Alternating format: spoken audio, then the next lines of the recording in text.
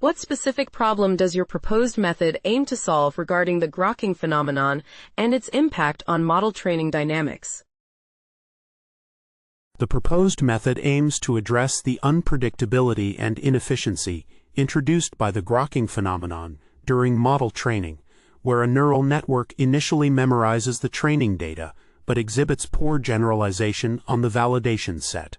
This results in a significant delay before the model transitions to near-perfect generalization, making it challenging to predict when or if this transition will occur. By leveraging an informative embedding learned from a weaker model, the method facilitates continuous progress in training, effectively eliminating the gap between training and validation errors.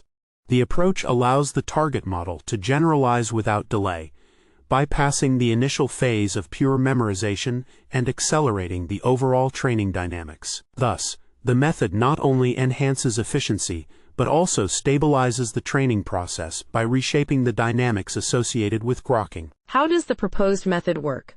Please illustrate it step by step, from training the weaker model to initializing the embedding of the target model.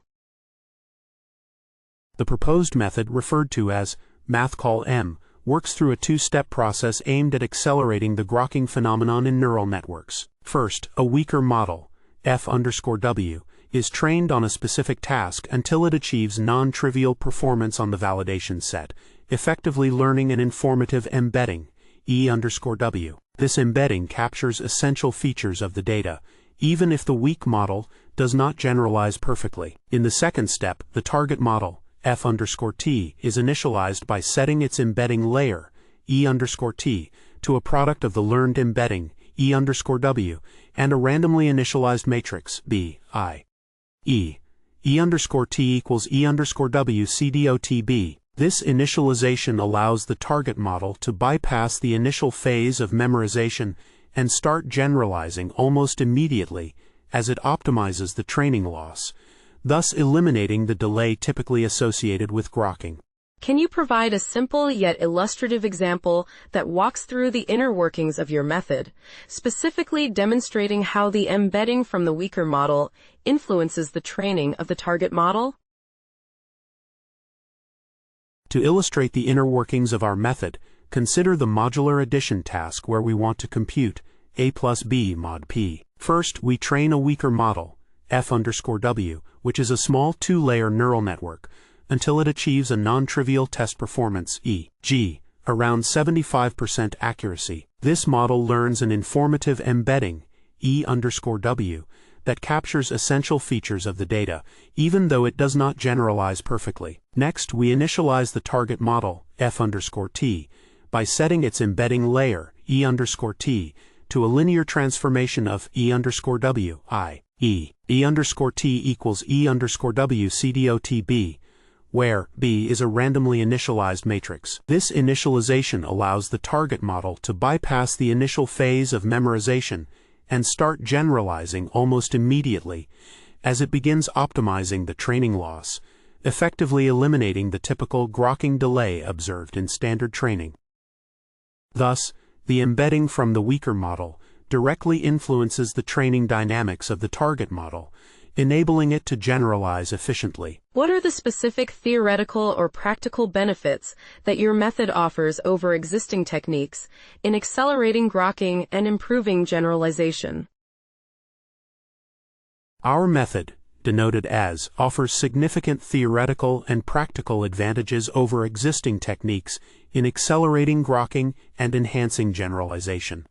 Theoretically, we prove that our approach enables the target model to generalize without delay, as demonstrated in the XOR classification task, where it achieves near-perfect test accuracy after just one step of gradient descent, bypassing the typical memorization phase. Practically, our method reduces computational costs by leveraging a weaker model to learn an informative embedding, which can be transferred to the target model, thus avoiding the need for extensive training of the target model from scratch.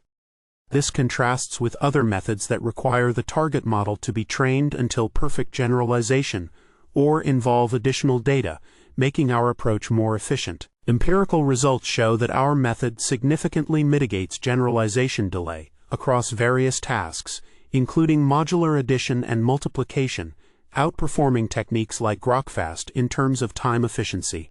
Overall, our method reshapes the training dynamics, allowing for continuous generalization progress and eliminating the sharp phase transition typically associated with grokking. How have you validated or tested the effectiveness of your proposed method in your experiments? What datasets and metrics did you use to demonstrate improvement? We validated the effectiveness of our proposed method through empirical experiments on various algorithmic tasks, specifically modular addition, modular multiplication, and the QK parity task. In these experiments, we compared the training dynamics of the target model, initialized with the embedding from the weaker model, against a target model trained from scratch. We measured the generalization delay using the time gap metric, defined as the difference between the first epoch achieving 95% training accuracy and the first epoch achieving 95% test accuracy.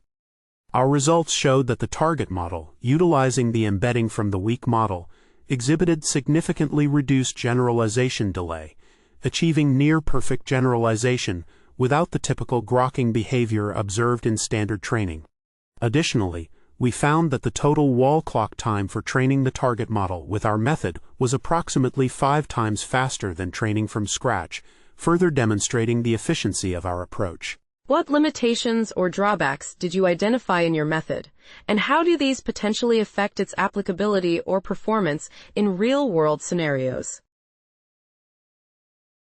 One limitation identified in our method is that the weak model must achieve a non-trivial performance on the validation set before its embedding can be effectively transferred to the target model.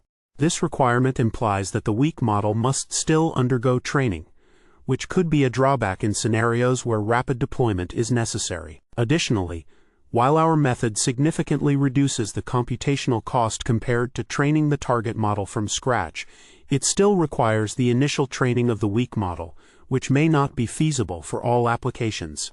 Furthermore, the effectiveness of the embedding transfer is contingent on the weak model's ability to learn relevant features. If the weak model fails to capture essential data characteristics, the target model's performance may be adversely affected.